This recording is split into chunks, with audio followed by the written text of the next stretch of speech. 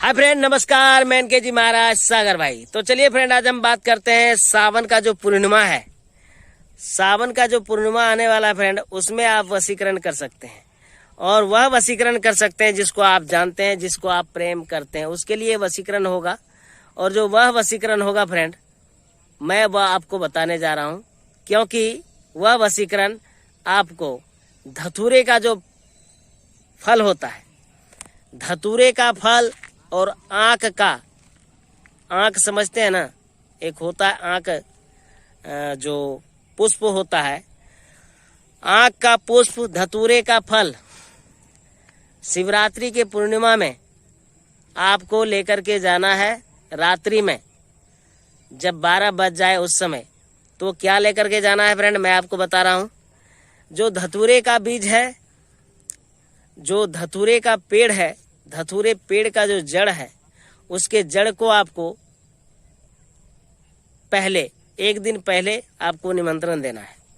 और आंख का जो पेड़ है, उनके भी पेड़ को आपको निमंत्रण एक दिन पहले देना है, ठीक है। और जिस दिन पूर्णिमा होगा फ्रेंड, उस दिन आप आंख का पुष्प ले लें, धतूरे का फल ले लें। वो दोनों ले जाकर के आप शिव रात्रि के जो ये क्या बोलते हैं पूर्णिमा होंगे, सावन का पूर्णिमा होगा, उसमें जाकर के आपको चढ़ाना है।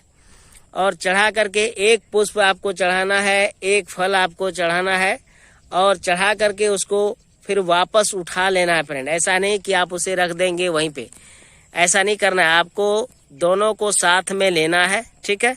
और इसके बाद उसको चुपचाप चले आना है लेकर के, और उसको छुपा करके रखना है।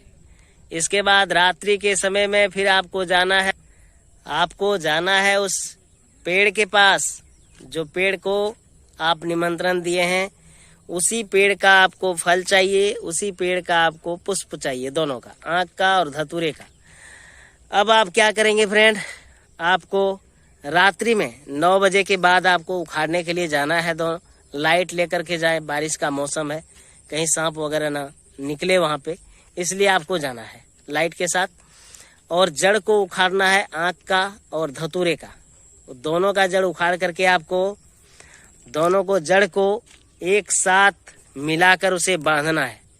और 12 बजे रात्रि में जाना है शिवालय में, जहाँ मंदिर है भगवान शिव का, शिवलिंग है, वहां पर जा करके, और इसके बाद वो जो जड़ दोनों को आप आपस में बंधन किए हैं, कोई कच्चा धागा, मौली वगैरह से बंधन करके, और उस दोनों जड़ को आपको शिवलिंग पर चढ़ाना है एक साथ। और जो आप आंख का पुष्प लेकर के गए थे, और जो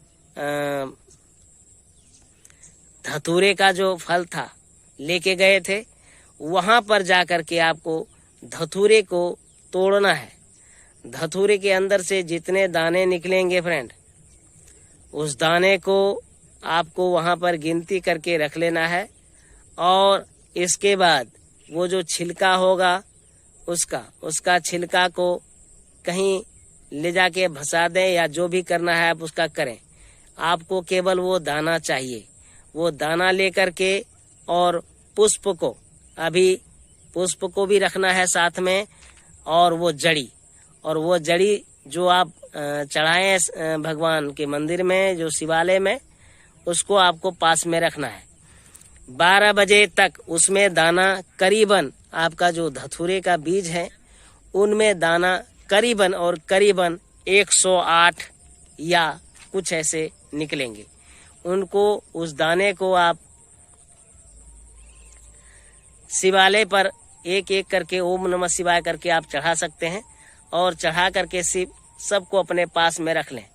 और इसके बाद वो जड़ी जो आपने दोनों को बंधन किया था, उस जड़ी को आप क्या करेंगे, उस जड़ी को चुपचाप रख लें। और जो भी वो जिससे आप प्रेम करते हैं, जिससे आप शादी करना चाहते हैं, जिसको अपना बनाना चाहते हैं, वही दोनों जड़ी को आपस में जो बंधन किए हैं, उसको, अब इस जगह एक बात है फ्रेंड, जब भी आप जड़ी बंधन करें तो शिवालय में ही करें, और उस लड़की का नाम लेकर के करें।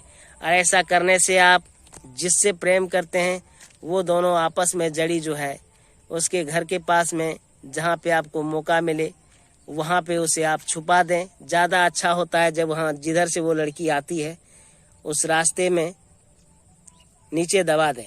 अगर ऐसा होता है तो उस जड़ी पे जितने बार वो चलेगी आएगी तो उससे आपका काम होगा। रह गई बात वो दाने का, तो आप देखेंगे 5 दिन के अंदर वह लड़की जिससे आप प्रेम करते थे पहले और आपसे भी वो करती थी, तो वो आपके पास मिलने के लिए तड़पेगी, तभी आपको तड़पने लगेगी। ऐसा हुआ तो ठीक है, नहीं तो वो जो दाना है आपके पास जो आप शिवलिंग पर चढ़ाए थे उस दाना को आप लेकर के आ जाएं और उसी दाना को आप जब भी वो मिले नीचे आप डालते जाएं। आप ऐसा देखेंगे जैसे ही उसका पैर उस दाने पर पड़ेगा उसी समय वह वशीकरण हो जाएगी। धन्यवाद फ्रेंड।